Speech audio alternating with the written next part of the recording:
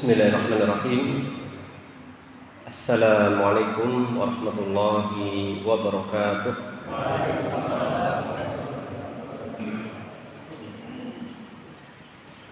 Innal hamdalillahi nahmaduhu wa nasta'inuhu wa nastaghfiruh wa na'udzu billahi min shururi anfusina wa min sayyiati a'malina. Man yahdihillahu fala mudilla lahu wa man yudlil fala hadiya lahu. Wa asyhadu an la ilaha illallah wahdahu la syarika lahu wa asyhadu anna Muhammadan abduhu wa rasuluhu. Jamaah yang berbahagia yang semoga dirahmati Allah tabaraka wa taala. Alhamdulillah, kita panjatkan puji syukur kita kepada Allah Jalla wa Ala atas segala limpahan nikmat yang telah Allah berikan kepada kita semuanya. Semoga salawat dan salam akan senantiasa terlimpahkan kepada Nabi kita yang mulia, Nabi Abu Muhammad sallallahu alaihi wasallam. Demikian juga keluarga beliau, para sahabat dan segenap umatnya yang mengikuti ajarannya hingga akhir zaman. Bapak dan Ibu jamaah kaum muslimin yang semoga mendapatkan limpahan rahmat dari Allah Subhanahu wa taala. Kita akan melanjutkan pembacaan tafsir ringkas surat Al-Baqarah. Pada kesempatan malam hari ini kita masuk ke ayat 116 hingga 119 yang kurang lebih kita ambil atau angkat judul, temanya adalah menjawab tuduhan bahwasanya Allah memiliki anak.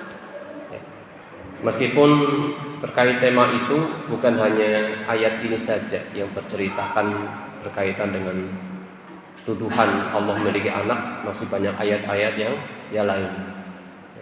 Dan bahkan ada yang lebih spesifik atau lebih rinci daripada ayat yang mulia ini. Tetapi di ayat ini Allah Subhanahu wa taala telah menyanggah mereka yang mengatakan Allah memiliki anak. Ya. Ada argumen secara akal disampaikan di sini. Kalau secara Al-Qur'an tentunya jelas ini berdasarkan Al-Qur'an. Ya.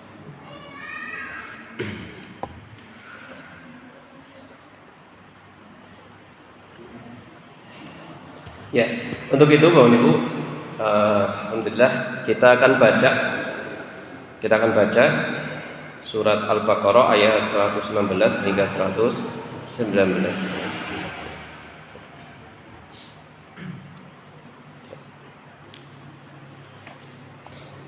Ya, bisa dilihat ke layar ya, alhamdulillah. Bisa di sana.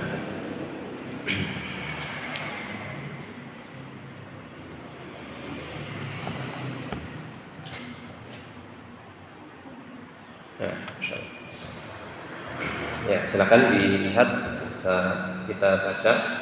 Ya, kita awali dengan tahu terlebih dahulu secara bergantian. A'udzu billahi minasy syaithanir rajim. A'udzu billahi minasy syaithanir rajim. Wa qalu ittakhadallahu walada.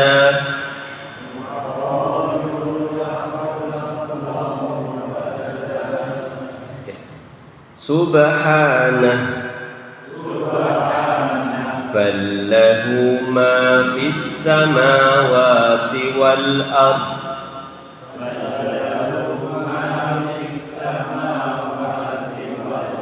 Kullun lahu qanitun.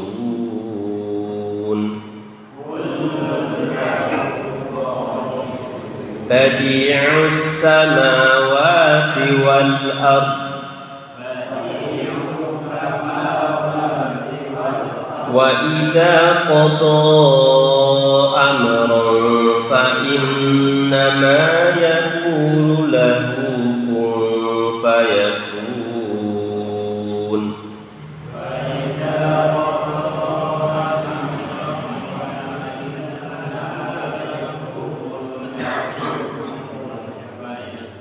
وقال الذين لا يعلمون لولا يكلمنا الله أو تأتينا آية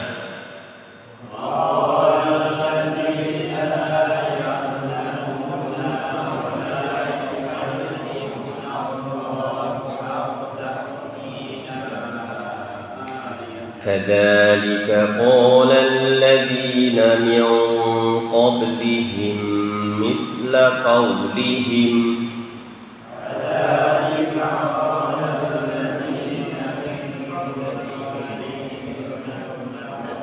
تشابهت قلوبهم قد بينا الآيات لقوم يوقنون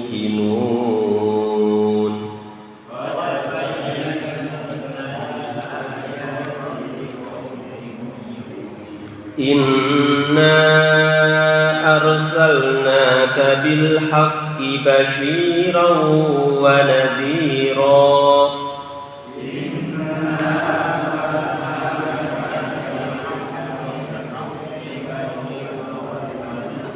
ولا تسأل عن أصحاب الجحيم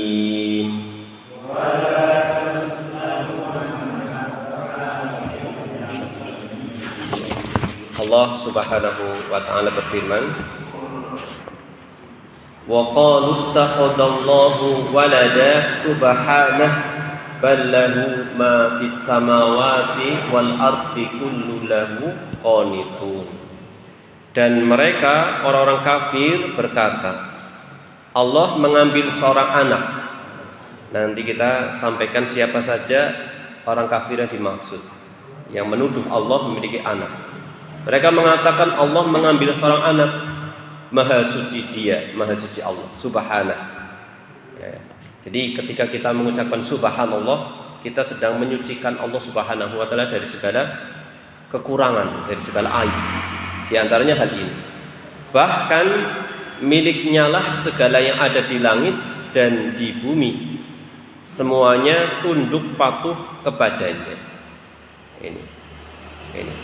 Kemudian di ayat selanjutnya, badi'us samawati wal ard wa idza qada amran fa innama yaqulu lahu kun fayakun. Dialah pencipta langit dan bumi tanpa contoh sebelumnya. Jadi kata badi itu adalah sama dengan khaliq, yang mirip nama Allah yang mirip seperti ini. Ada khaliq, ada badi, ada juga bari. Itu maknanya adalah menciptakan. Cuma dalam hal ini badi maknanya adalah menciptakan sesuatu yang sebelumnya belum ada, menciptakan yang belum ada contohnya ya. Seperti itu ya. Jadi namanya membuat sesuatu yang ada contohnya. Allah menciptakan segala sesuatu itu belum ada contohnya sama sekali. Ya. Jadi pencipta langit dan bumi tanpa contoh sebelumnya. Apabila Dia menetapkan suatu urusan, maka Dia hanya berkata kepadanya, jadilah kun. Jadi ucapan Allah ketika Allah menciptakan sesuatu itu ucapannya hanya apa ucapannya Bapak Ibu? Kun, ya, itu saja. Yang sering kita keliru itu kun fayakun. Allah mengatakan kun fayakun. Fayakunnya itu bukan, hanya kun saja. Kalau kun itu artinya jadilah, fayakun maka jadilah. Ketika Allah mengatakan kun jadilah, lalu jadi. Seperti itu. Jadi fayakun bukan ucapan Allah. Di sini juga ada penetapan sifat qaul bagi Allah Subhanahu wa taala. Sifat ucapan bagi Allah Subhanahu wa taala sesuai dengan kemuliaan Allah Subhanahu wa taala. Maka terjadilah apa yang Allah ucapkan. Jadilah apapun itu, maka jadi. Ya. Beda, kita nggak bisa seperti itu nih. Kun fayakun terus gitu. Nah, ini nggak bisa, bukan. Ya, wa qala alladziina laa ya'lamuuna laulaa yukallimuna Allahu aw ta'tiina aayah. Kadzalika qala alladziina min qablihim mithla qaulihim tashabahat qulubuhum qad bayyana al-aayaati liqaumin yuqinun. Kemudian di ayat selanjutnya, dan orang-orang yang tidak mengetahui berkata. Ini sedikit berbeda konteksnya. Dan orang-orang yang tidak mengetahui berkata, mengapa Allah tidak langsung berbicara kepada kami? Gitu. Jadi orang yang tidak tahu, mengapa sih Allah tidak langsung berbicara kepada kami secara langsung, atau datang kepada kami suatu tanda mukjizat, ya, atau datang kepada kami suatu tanda mukjizat. Kenapa Allah tidak berbicara langsung kepada kami, dan atau setidaknya mendatangkan mukjizatnya? Demikianlah orang-orang sebelum mereka telah berkata seperti ucapan mereka. Jadi ucapan seperti ini sudah ucapannya usang, bukan baru, bukan ucapan baru, sudah dari dulu ada orang yang mengatakan demikian. Hati mereka sama, serupa, tasyabahat qulubuhum, sama, maka ucapannya juga sama. Jadi sesuatu yang keluar dari lisan seseorang itu apa? Bahasa sekarangnya interpretasinya apa? Gambaran dari apa? Isi hatinya, ya. Perbuatan, ucapan yang keluar itu adalah apa? Cerminan dari apa? Isi hatinya. Sebagaimana apa? Kita kalau menuangkan air ke gelas, yang keluar apa? Air apa? Keluar apa? Misal air apa? Apa? Air teh, ya. Ya karena dalamnya teh, karena dalamnya air teh, gitu. Bisa dipahami ya. Jadi lisan itu seperti ceret gitu ya. Jadi apa yang ada di dalamnya ya nanti keluarnya juga itu. Nah, gitu. Bisa dipahami ya. Jadi bahkan ucapan ini sama dulu sama orang yang ini juga sama, dan hatinya sama. Dan yang keluar dari hati mereka ya memang lisan mereka ya itu dari hati mereka. Maka hati-hati dalam berbicara, ya. Bukan berarti juga kita langsung gampang menghukumi orang kalau salah ngomong langsung hatinya busuk banget, juga keliru juga. Ya, sebagaimana Umar bin Khattab radhiyallahu anhu juga pernah mengatakan, hendaknya kita itu kalau mendengar ucapan dari saudara kita yang tergelincir, maka kita bawa maknanya kepada makna yang baik. Ya, seperti itu. Jadi harus ini kalau dalam hal atau bermasyarakat seperti dia. Ini kita jangan langsung mudah juga menghukumi. Tetapi harus hati-hati juga. Apa yang keluar itu adalah bersumberkan dari hati. Ya. Hati mereka serupa, sesungguhnya kami telah menjelaskan ayat-ayat itu bagi kaum yang yakin. Jadi sudah ditampakkan tidak bermanfaat bagi mereka karena mereka tidak yakin, tidak beriman. Ya, ini di ayat 118. Kemudian di ayat 119-nya Allah berfirman, "Inna arsalnaka bil haqqi basyira wa nadhira wa la tus'alu an ashabil jahim." Sesungguhnya kami telah mengutusmu wahai Muhammad dengan kebenaran sebagai pembawa kabar gembira dan pemberi peringatan. Jadi Rasulullah itu memiliki dua tugas, menyampaikan kabar gembira dan memberikan peringatan. Dan engkau tidak akan dimintai pertanggungjawaban tentang penghuni neraka yang menyala-nyala. Jadi sudah menyampaikan. Adapun nanti ada orang yang ngeyel, akhirnya menanggung akibatnya, menanggung perbuatannya mereka sendiri, maka Rasulullah tidak bertanggung jawab terkait hal tersebut. Kawan ibu jamaah kaum muslimin yang semoga dirahmati Allah Subhanahu wa ta'ala. Kemudian kita sampaikan makna dari ayat-ayat ini, ya. Dari ayat 116 sampai 119. Disebutkan di sini kata penulis rahimahullahu ta'ala, "Mazala siyaqul karimu fi dzikri abadil kafirin min ahlil kitab wal musyrikin." Konteks ayat-ayat yang mulia ini masih berkaitan dengan apa? Penyebutan kebatilan orang kafir. Kebatilan orang-orang kafir dari kalangan ahli kitab dan orang-orang musyrikin. Jadi memang demikian. Yang disebut dengan orang kafir itu ada dua. Siapa? Innal ladzina kafaru min ahlil kitab wal musyrikin, di surat Al-Bayyinah. Ya, surat Al-Bayyinah, baik ayat 6 ataupun ayat pertama. Lam yakunil ladina kafaru min ahlil kitab wal musyrikin. Jadi orang kafir itu ada dua. Kalau enggak ahli kitab, ya orang musyrikin. Orang musyrikin. Nah, nanti ada hukum-hukum yang beda ya, ada hukum berbeda. Salah satunya hukum yang berkaitan dengan ahli kitab adalah terkait dengan sembelihan mereka. Kemudian juga menikahi wanita mereka. Ini diperbolehkan. Tetapi wallahu alam, apakah juga perlu diperinci ahli kitab yang seperti apa? Ya. Khawatirnya juga ahli kitab tetapi mereka sudah melakukan perbuatan kesyirikan, seperti itu bisa jadi. Ini ala kulli hal, intinya adalah ahli kitab pada hukum-hukum tersendiri menggunakan bejana-bejana mereka seperti dan seterusnya, wallahu a'lam. Ya. Jadi ini masih berkaitan dengan kebatilan orang kafir dari kalangan ahli kitab dan orang musyrikin. Waraddu 'alaiha bima yadhhar zaifuha wa yubtiluha nihaiyan. Kemudian di sini juga disebutkan oleh Allah Subhanahu wa taala bantahan atas kebatilan orang kafir tersebut. Allah menyebutkan tentang kebatilannya dan disebutkan bantahannya, cara menjawab tuduhan tersebut. Ya, kita perhatikan ayatnya ini.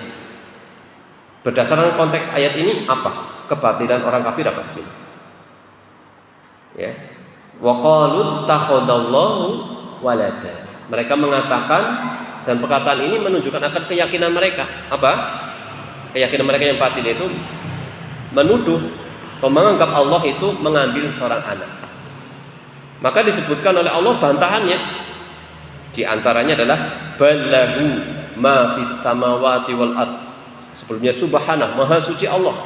Bahkan miliknya lah yang ada di langit dan yang ada di bumi, dan semuanya itu tunduk kepada Allah Subhanahu wa taala. Dan membantah keyakinan-keyakinan tersebut, kebatilan-kebatilan tersebut bima yadhhar zaifuha, dengan cara menampakkan kepalsuan keyakinan tersebut, bahwasanya keyakinan itu begitu palsu, ya, sesuatu yang salah. Wa yubtiluha nihaiyan, dan Allah membatalkan itu semua secara tuntas, tidak menyisakan ruang celah lagi, ya, sudah secara tuntas, ya. Sudah langsung akar-akarnya sudah dibantah oleh Allah Subhanahu wa taala bahwa keyakinan itu semuanya adalah salah. Salah. Wa fil ayatainil ula wa tsaniyah. Maka disebutkan di ayat pertama dan kedua, maksudnya ayat 116 117. Yadhkuru ta'ala qaula ahlil kitab wal musyrikin. Di ayat 116 dan 117 disebutkan oleh Allah Subhanahu wa taala perkataan ahli kitab dan orang-orang musyrikin. Apa perkataan mereka? Fi annallaha takhadha walada. Perkataan mereka bahwasanya Allah itu memiliki anak. Idza qalatil yahud al-Uzair ibnullah. Siapa saja orang kafir, baik ahli kitab atau musyrikin, yang mengatakan Allah punya anak. Ada 3 paling tidak. Pertama orang Yahudi, yang kedua orang Nasara, dan yang ketiga sebagian orang-orang musyrikin. Sebagian orang musyrikin. Ya.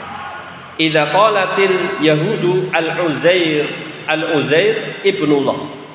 Orang-orang Yahudi mengatakan Uzair itu adalah anaknya Allah. Nah, Uzair.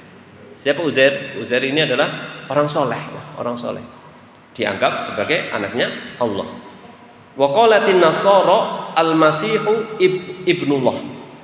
Sedangkan orang-orang Nasara mengatakan al-masih, siapa yang dimaksud al-masih? Isa al-masih ibnullah. Jadi ada 2 al-masih. Yang satunya itu baik, yang satunya itu jahat. Al-masih di sini adalah Nabi Isa. Ada al-masih yang lain yang jahat, siapa? Sinten?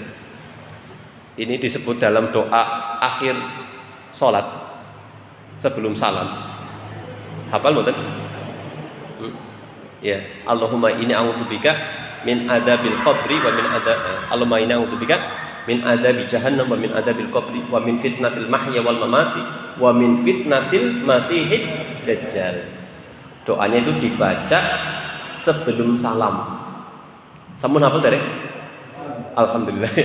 Nek derek mangke saged dipatosi nggih, saged dihafal. Ya, dihafal seperti itu. Dihafal terus sampai dipraktekkan. Ya, ini ditekankan oleh Rasulullah SAW, ada kurang lebih berapa tadi? 4 perlindungan terkait itu semua. Ya. Ini jadi Al-Masih Ad-Dajjal. Mengapa Nabi Isa disebut Al-Masih? Mengapa Dajjal juga disebut Al-Masih juga? Saya sudah pernah nyampaikan belum? Saya lupa ya. Kenapa Nabi Isa disebut Al-Masih, Bang? Al-Masih itu dari kata masaha.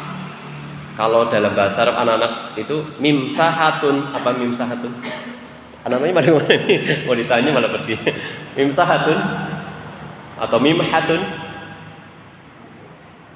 Nek kolamun apa kolamun? Pena. Saburatun papan tulis. Nah ini pasangannya mimsahatun. Penghapus. Penghapus. Ya. Jadi mimsahatun adalah alat menghapus. Jadi Al-Masih adalah bisa bermakna yang menghapus. Mengapa Nabi Isa itu menghapus? Menghapus. Kenapa? Karena mukjizatnya apa?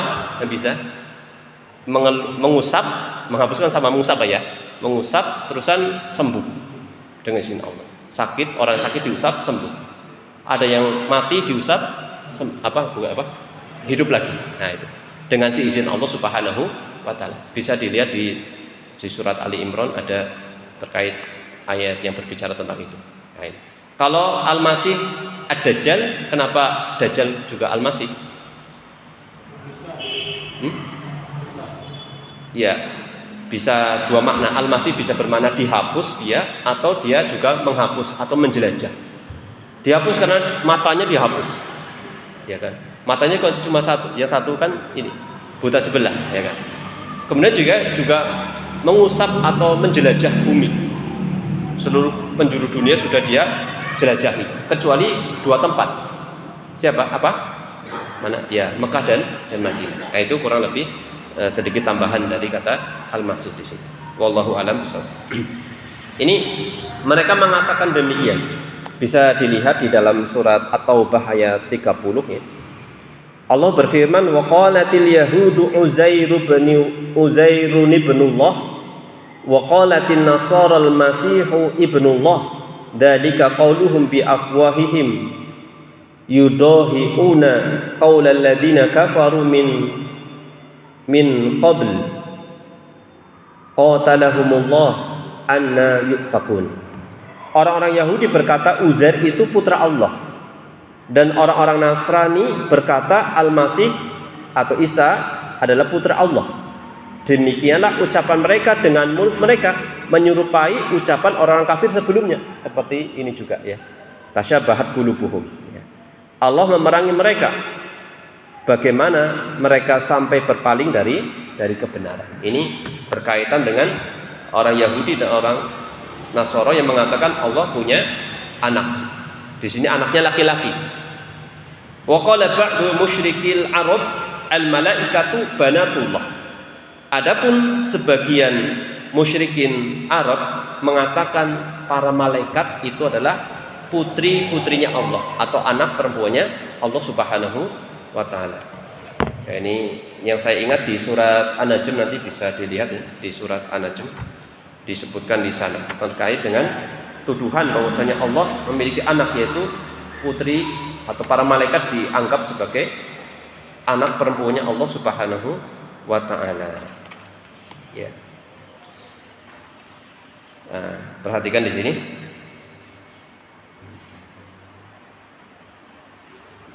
Ya, ini.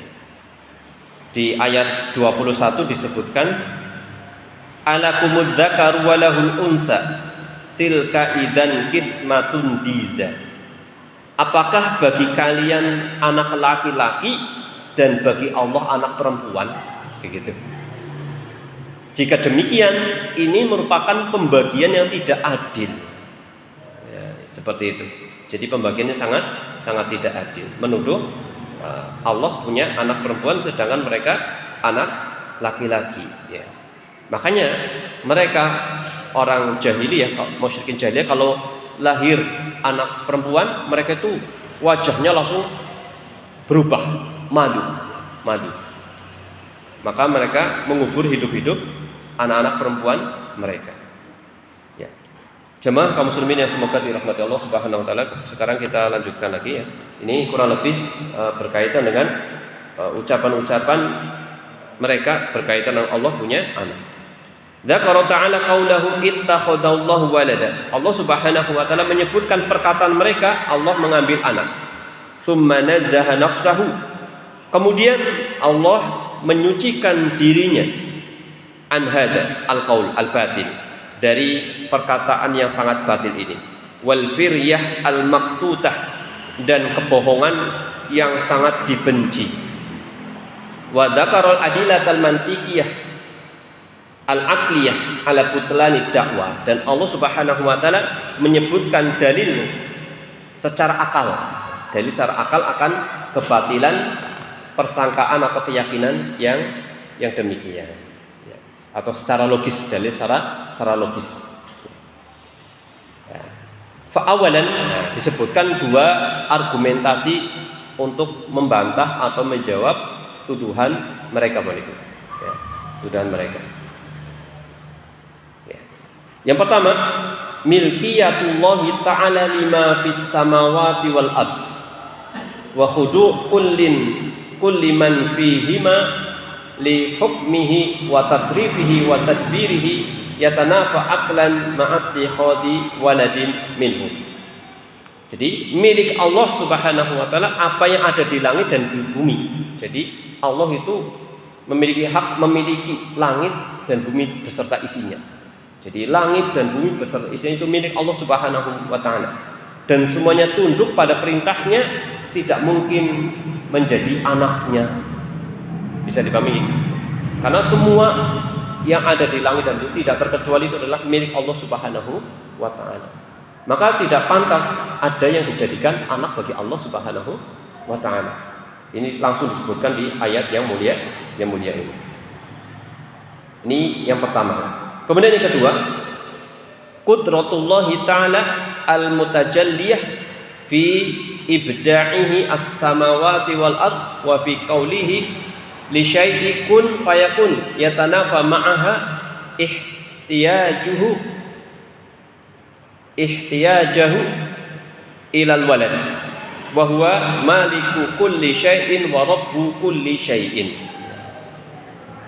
Kudrah dari Allah Subhanahu wa taala, kekuasaan Allah Subhanahu wa taala untuk menciptakan langit dan bumi ya, serta mengadakan sesuatu hanya dengan ucapan kun. Maka jadilah. Membuktikan bahwa dia tidak membutuhkan anak. Seperti itu. Menunjukkan Allah tidak membutuhkan anak. Dan Allah itu adalah pemilik segala sesuatu dan Rabb segala sesuatu. Jamaah kaum muslimin yang semoga dirahmati Allah Subhanahu wa taala, kemudian disebutkan dalam sebuah hadis qudsi Allah Subhanahu wa taala berfirman, qala Allah taala kadzdzabani ibnu adam wa lam yakun lahu dzalika. Anak Adam atau manusia itu telah mendustakanku, dan apa yang didustakan itu tidak ada sama sekali. Benar-benar tidak ada, tidak nyata, bukan hal yang benar. Wasyatamani walam yakul lahu dzalika. Demikian juga manusia itu, anak Adam itu mencelaku, dan apa yang jadikan bahan celaan itu tidak ada pada Allah Subhanahu wa taala. Ini kata Allah Subhanahu wa taala. Lalu bagaimana apa yang disebut dengan kedustaan manusia kepada Allah Subhanahu wa taala? Fa amma takdzibuhu iyaya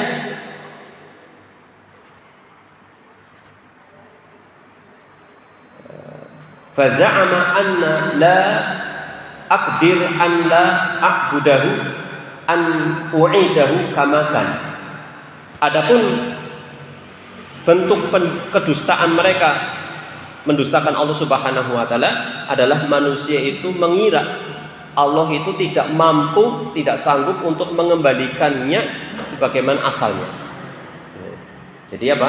Mengingkari adanya hari kebangkitan. Ini bentuk kedustaan. Adapun celaannya apa? Yaitu ucapan dia bahwasanya aku memiliki anak. Ini kata Allah Subhanahu wa taala. Faqaluhu inni waladu. Sesungguhnya aku memiliki anak. Fasubhani, maka maha suci aku, kata Allah Subhanahu wa taala. An attakhidha sahibatan aw walada. Maha suci Allah, Allah itu memiliki pasangan dan Allah itu memiliki anak. Ini kata Allah Subhanahu wa taala dalam hadis qudsi yang diriwayatkan oleh Imam Al-Bukhari dari sahabat Ibnu Abbas radhiyallahu anhu. Bahwa ini jamaah kaum muslimin yang semoga dirahmati Allah Subhanahu wa taala. Kemudian ada tambahan lagi secara dalil, argumentasi secara akal ya, akan kesalahan, kebatilan keyakinan seperti itu bahwasanya Allah memiliki anak, yaitu apa? Ketika Allah memiliki anak, maka apa? Akan berkonsekuensi ada kemiripan atau keserupaan. Betul atau tidak? Anak sama bapak harusnya sama gitu. Ya. Sedangkan yang dijadikan siapa tadi? Siapa tadi? Orang Yahudi mengatakan Uzair. Harusnya Uzair berarti sama Allah Subhanahu wa taala secara ini. Kemudian Isa juga seperti itu. Begitu para malaikat. Kenyataannya tidak sama. Dan disebutkan Allah laisa kamitslihi syai'un, tidak ada yang serupa dengan Allah Subhanahu wa taala. Tidak ada satupun yang serupa dengan Allah Subhanahu wa taala, wa huwas samiul basir, dan Allah Maha mendengar, Maha melihat. Seperti itu. Jadi tidak ada yang serupa dengan Allah Subhanahu wa taala. Ini tambahan dari jawaban atas tuduhan tersebut. Kemudian kita lanjutkan di ayat selanjutnya, pembahasan di ayat 118 disebutkan di sini yaruddu ta'ala ala qauli al-musyrikin al-jahilin. Allah Subhanahu wa taala membantah ucapan orang musyrikin al-jahilin, yaitu di masa jahiliyah. Laula yukallimunallahu aw ta'tina ayah. Sekiranya Allah itu berbicara langsung kepada kami atau mendatangkan ayat atau mukjizat. Haitsu iqtarahu dalika, di mana mereka itu protes. Ya, protes akan hal tersebut, yaitu mengutarakan protesnya. Ya. Liyu'minu wa yuwahhidu, supaya mereka itu beriman dan mentauhidkan Allah Subhanahu wa taala. Jadi mereka tidak mau. Akhirnya disuruh beriman dan disuruh mentauhidkan Allah, mereka mengatakan sekiranya Allah berbicara langsung nanti kami beriman, kayak gitu. Ya. Fa akhbara ta'ala anna mithla hadza talabuhu man qablahum fatashabahat qulubuhum. Maka Allah menyebutkan bahwasanya permintaan yang seperti ini, yaitu permintaan mereka supaya Allah berbicara langsung atau mendatangkan tanda Allah Subhanahu wa taala, ini adalah permintaan sudah dari orang-orang sebelum mereka. Dan hati mereka itu sama. Dalam hal apa samanya di sini? Fi dzulmah, di dalam kegelapan. Walintikas, di dalam kesesatan. Faqad qala al-yahudu li Musa. Kita perhatikan orang Yahudi mengatakan kepada Nabi Musa, Arinallah jahratan. Hendaknya Allah Subhanahu wa taala memperlihatkan kepada arinallah, perlihatkanlah kepada kami Allah secara terang. Jadi orang Yahudi nantang kepada Nabi Musa supaya apa? Ketika mereka disuruh beriman, mereka apa mengatakan, coba perlihatkan Allah kepada kami secara jelas gitu. Baru kami beriman. Ini contohnya ya. Amma ru'yatullah wa taklimuhu iyyahum fa ghairu mumkin. Adapun melihat Allah dan Allah itu berbicara langsung kepada mereka, itu sesuatu yang tidak mungkin. Ya. Fi hadhil hayah al-imtihan wa taklif. Kenapa? Di kehidupan dunia ini tidak mungkin. Allah itu berbicara langsung dan dilihat langsung di dunia itu tidak mungkin. Disebutkan dalam sebuah ayat Nabi Musa hanya diperlihatkan apa? Cahaya. Itu saja sudah pingsan gitu ya. Sudah pingsan. Ya, seperti itu. Jadi tidak mungkin. Kenapa? Karena kehidupan di dunia adalah kehidupan untuk diuji, penuh dengan ujian dan penuh dengan beban tanggung jawab di situ. Ya. Jadi tugasnya nanti kalau langsung diperlihatkan apa gunanya keimanan ya kan? Namanya iman kan itulah ujiannya seperti itu. Ya. Walida lam yujib ilaihi ahadan. Subhanallah. Min qablihim wala min ba'dihim. Maka Allah tidak mengabulkan seorang pun dari sebelum mereka dan setelah mereka. Wa amal ayatu fama anzalallahu ta'ala, maka Allah Subhanahu wa taala, adapun ayat ini Allah Subhanahu wa taala menurunkannya, yaitu tanda-tanda kebesaran Allah menurunkannya dan Allah menjelaskannya di dalam kitabnya yang menunjukkan akan keimanan kepada Allah dan wajibnya beribadah kepadanya. Contohnya apa? Mukjizat-mukjizat yang diberikan kepada para nabi dan rasul itu tanda-tanda kebesaran Allah Subhanahu wa taala. Ya. Dan untuk menjelaskan akan kebenaran nabinya dan wajibnya beriman kepada para nabi tersebut dan mengikuti mereka. Tetapi kaum tersebut karena kekufuran dan pembangkangan mereka tidak bisa melihat tanda-tanda kebesaran Allah Subhanahu wa taala.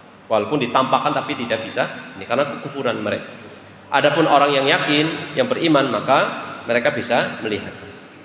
Adapun di ayat ke-119 disebutkan Allah Subhanahu wa taala meringankan kepada nabinya rasa kesedihan karena permintaan orang musyrikin kan membuat jiwa Rasulullah juga berpengaruh yaitu sedih gitu ya. Maka Allah Subhanahu wa taala meringankan kesedihan yang ada pada diri Rasulullah sallallahu alaihi wasallam. Bahwasanya apa? Tugas memberikan hidayah itu bukan tugasnya Nabi Muhammad sallallahu alaihi wasallam. Jadi Nabi Muhammad tidak akan dimintai pertanggungjawaban atas mereka kalau nanti mereka masuk ke dalam neraka seperti itu. Dan tugasnya adalah menyampaikan kabar gembira dan memberi peringatan. Jadi urusan hidayah bukan kewajiban beliau dan beliau tidak akan dimintai pertanggungjawaban tentang siapa saja yang masuk neraka. Ini Bapak Ibu jamaah kaum muslimin yang semoga dirahmati Allah Subhanahu wa taala. Penjelasan ringkas dari ayat-ayat ini kita sampaikan kesimpulan karena waktunya juga sudah habis. Bisa ada di sini juga ya. Kita langsung sampaikan maknanya ini. Yang pertama ada 4 kesimpulan.